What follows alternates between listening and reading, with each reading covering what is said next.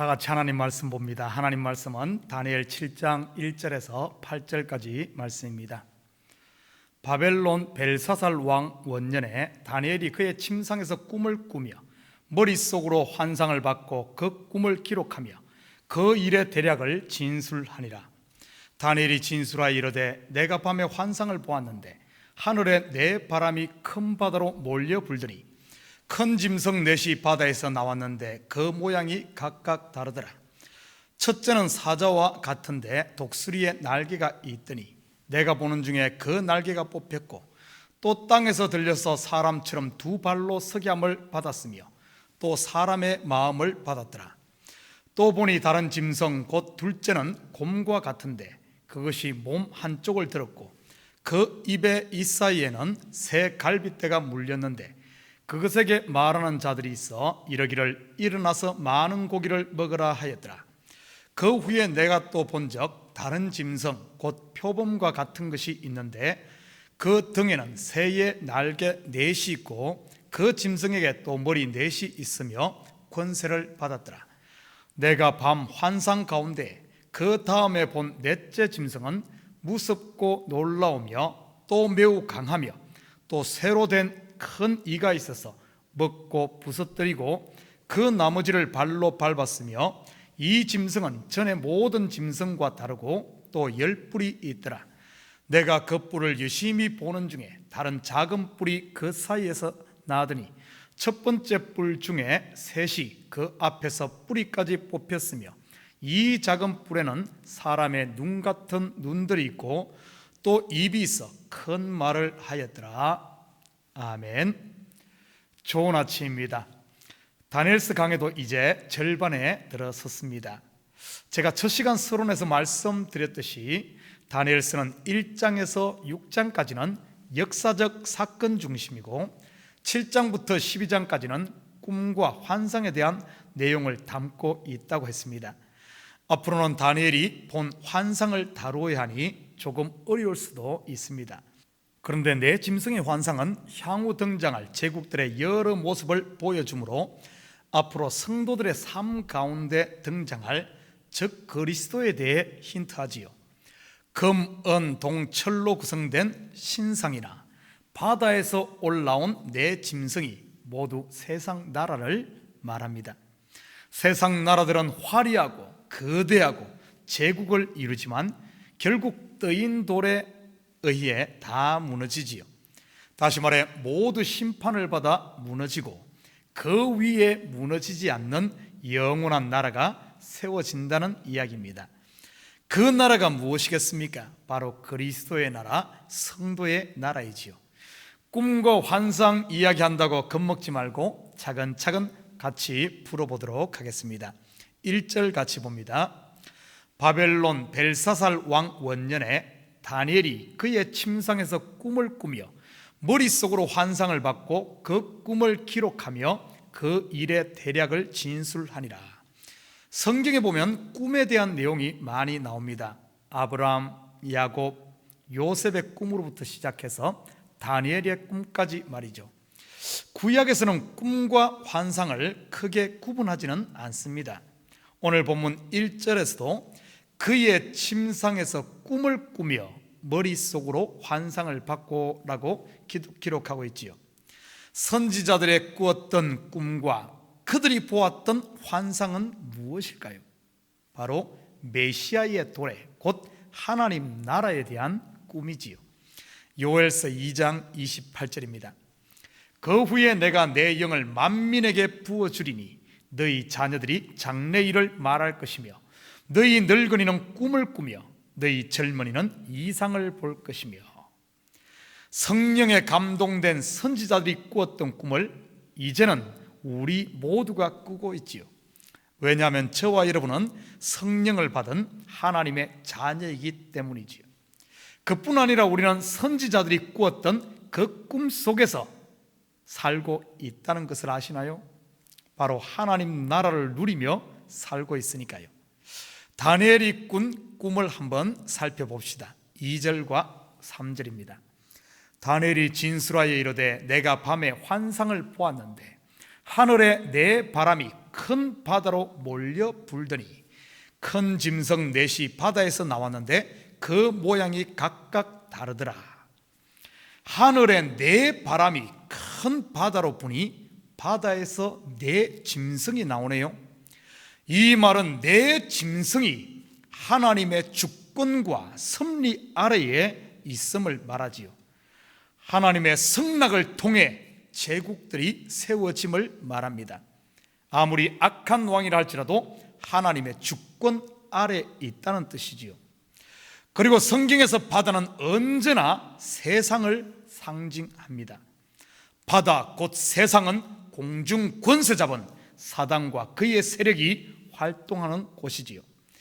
그 모양이 각각 다르다는 말은 각 제국의 특징을 말합니다.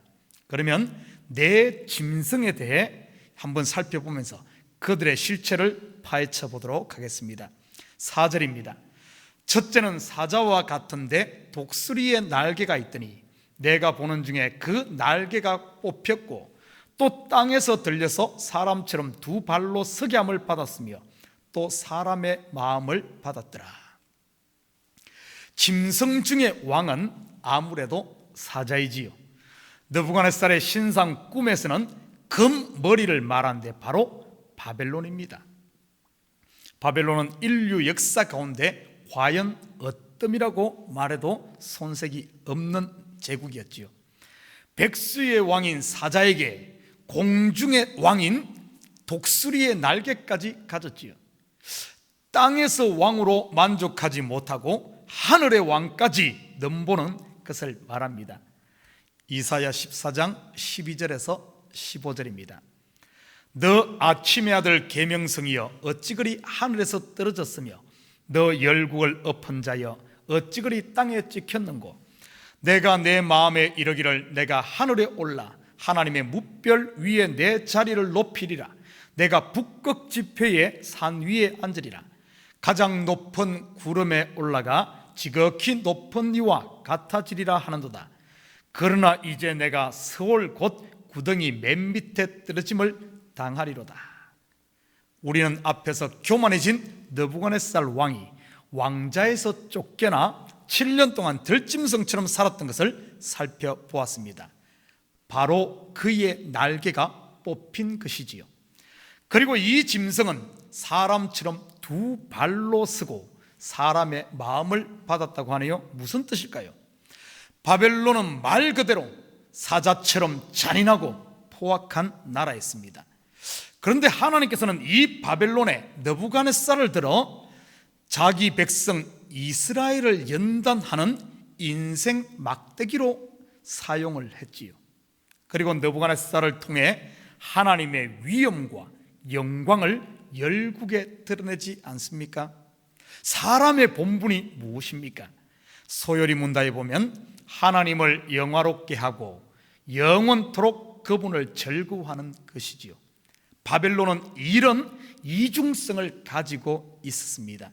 하나님의 천사처럼 귀하게 쓰임받았지만 결국 그 교만으로 심판받은 나라지요. 이사야의 예언처럼 말이죠. 그런데 바벨론을 2500년 전에 이 땅에 있다가 사라진 제국으로만 보지 마시기 바랍니다. 요한계시록에 보면 음녀 바벨론의 모습으로 나타나지요. 이 바벨론은 지금도 우리 주위에도 있고 어쩌면 내 속에도 있는지 모릅니다. 내 주위에 있는 바벨론은 바로 나를 연단하기 위해 둔 인생 막대기입니다. 나를 힘들게 하고 내 삶의 걸림돌처럼 느껴지는 그런 사람 말이지요. 우리는 쉽게 그런 사람을 원수나 아니면 마귀라고 생각합니다. 그러다 보니 무조건 피하려고만 하지요. 성경의 역사로 돌아가서 보십시다. 과연 피하는 게 상책인지 말이죠. 이스라엘이 바벨론을 피한다고 피해질까요? 예레미야 42장 11절 12절입니다. 여호와의 말씀이니라 너희는 너희가 두려워하는 바벨론의 왕을 겁내지 말라. 내가 너희와 함께 있어 너희를 구원하며 그의 손에서 너희를 건지리니 두려워하지 말라. 내가 너희를 불쌍히 여기리니 그도 너희를 불쌍히 여겨 너희를 너희 본향으로 돌려보내리라 하셨느니라. 예레미야 42장 15절 16절입니다. 너희 유다의 남은 자여, 이제 여호와의 말씀을 들으라. 만군의 여호와 이스라엘의 하나님께서 이와 같이 말씀하시되, 너희가 만일 애굽에 들어가서 거기에 살기로 고집하면 너희가 두려워하는 칼이 애굽 땅으로 따라가서 너희에게 미칠 것이요, 너희가 두려워하는 기근이 애굽으로 급히 따라가서 너희에게 임하리니 너희가 거기에서 죽을 것이라. 바벨론을 피해 애굽으로 내려가지 말라고 하네요. 하나님의 뜻은 범죄한 이스라엘을 바벨론 포로라는 심판을 통해 그들의 죄를 사하고 정결케 하는 게 목적이었지요. 그래서 선지자를 보내 애굽으로 피하지 말고 바벨론에 항복하고 잡혀가라고 하네요. 바벨론의 포로로 잡혀간 그 백성들은 그곳에서 자신들과 조상들의 죄를 깨닫고 회개하며 거듭난 자, 곧 남은 자가 되었지요. 다시 말해 심판을 통해 정결하게 되었습니다. 우리는 다니엘서를 통해 여러 번 살펴보지 않았습니까? 풀무불에 들어간 사드락, 메삭, 아벳느고, 사자굴에 들어간 다니엘, 모두가 그 심판에서 옛것은 죽고 새로운 피조물로 부활하지요. 여러분 가정, 교회, 직장 아니면 이웃에 하나님이 인생 막대기 바벨론이 있다면 피하여 애굽으로 내려가지 마시고 십자가 앞에 나아가 하나님께 항복하시기 바랍니다. 그러면 그 원수가 오히려 함께 하나님을 높이는 친구가 될 테니까요. 느부갓네살 왕이 그러지 않았습니까? 그리고 내 속에 바벨론은 없습니까? 바로 교만이라는 바벨론 말이지요. 하나님이 은사를 주시니 금방 자기의 능력으로 착각하여 왕노릇하려고 하지는 않습니까? 우리가 바벨론을 통해 꼭 배워야 할 교훈이 있지요.